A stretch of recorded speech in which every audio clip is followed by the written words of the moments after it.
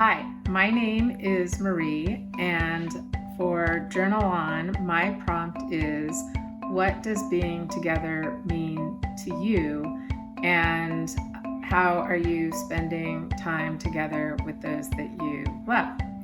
I am a citizen of the Seneca Nation, and when I think of togetherness, I think of not only family and my tribe, but I also think of my connection to other people, as well as animals and the environment. And one of the things that I like to do is work collaboratively, sometimes in the context of open to the community sewing circles. And so I decided to stitch the word together.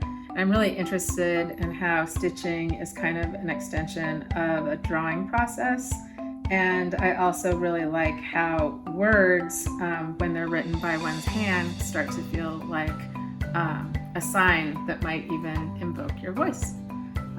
Thank you for your participation in this project, and I look forward to hearing more about what it means to be together through your creative journal expression.